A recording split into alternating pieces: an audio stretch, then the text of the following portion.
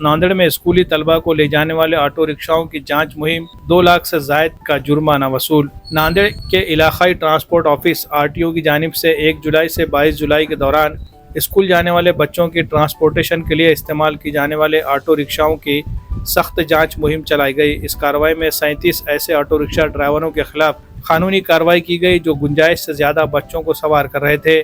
ان پر کل 2,20,000 روپے کا۔ ٹیم نے اس دوران آٹو رکشاؤں کے کاغذات، ڈرائیونگ لائسنس، فٹنس سرٹیفکیٹ اور دیگر قانونی دستاویزات کی بھی باریکی سے جانچ کی۔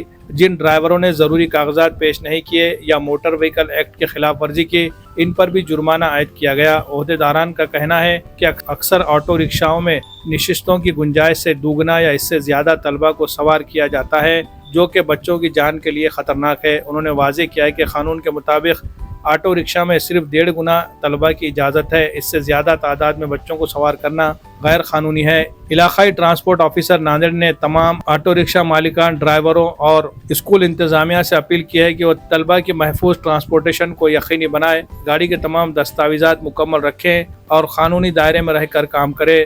بصورت دیگر قانون کے خلاف ورزی کرنے والوں کے خلاف سخت کارروائی کی جائے گی۔ یہ مہم بچوں کی حفاظت کو مد نظر رکھتے ہوئے مستقبل میں بھی جاری رہے گی۔ Bureau report MCN Urdu news.